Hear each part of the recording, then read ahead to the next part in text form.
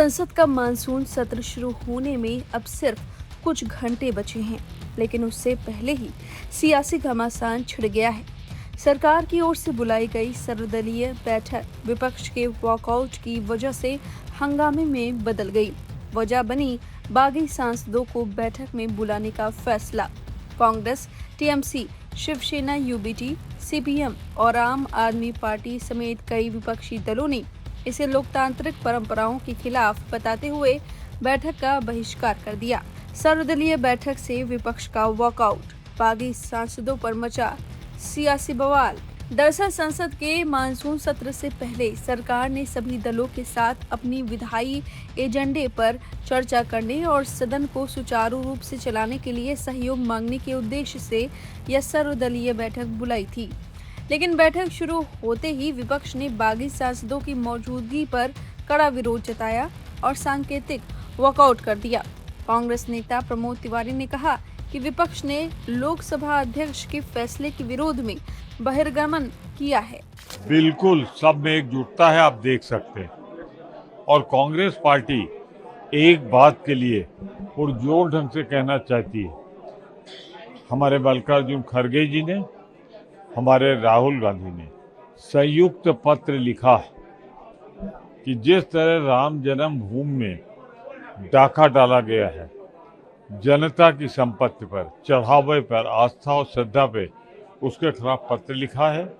हम उस पर भरपूर समर्थन देते हैं और कहना चाहते हैं कि अब ये बीजेपी भारतीय जनता पार्टी नहीं रही, भ्रष्टाचारी जनता पार्टी हो गई, जिसने भगवान राम को भी धोखा दिया। अब वो ये मुद्दा जो है प्रमुखता से कांग्रेस पार्टी उठाएगी। अरे हमारे leader of the opposition Lok Sabha Rajya Sabha दोनों ने लिखा है, पत्र लिखा है प्रधानमंत्री को, फिर इससे ज्यादा महत्वपूर्ण क्या रह जाता है।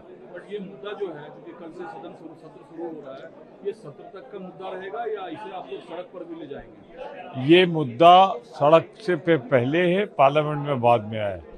सब ठगा हुआ, छला हुआ अपने आप को महसूस कर रहे हैं। जिस तरीके से उनकी श्रद्धा की चोरी हुई है, डकैती हुई है, ऑर्गेनाइज गैंग लूट हुई है, और ये लूटने वाला कोई नहीं, भारतीय जनता पार्टी है। इसीलिए मैं इसको कहता हूँ भ्रष्टाचारी जनता पार्टी।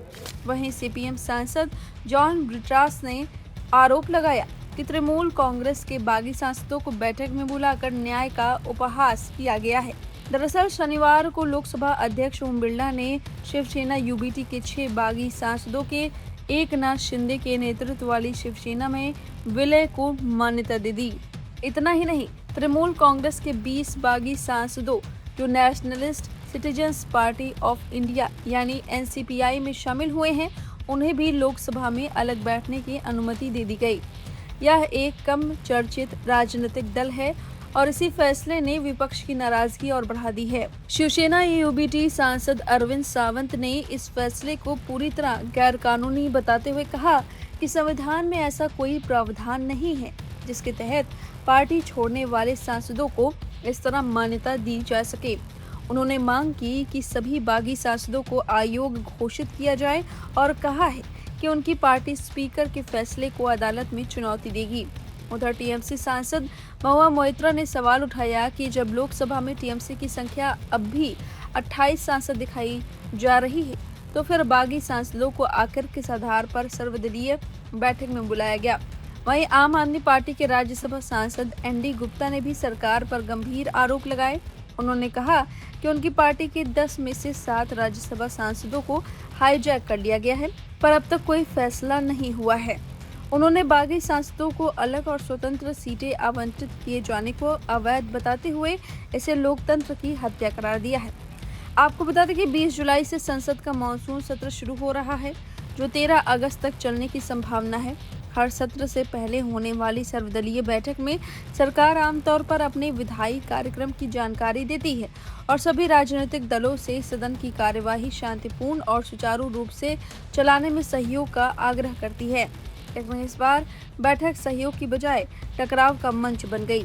विपक्ष के सांकेतिक वॉकआउट ने साफ संकेत दे दिए कि मानसून सत्र के पहले ही दिन सरकार और विपक्ष के बीच तीखी भिड़ंत देखने को मिल सकती है।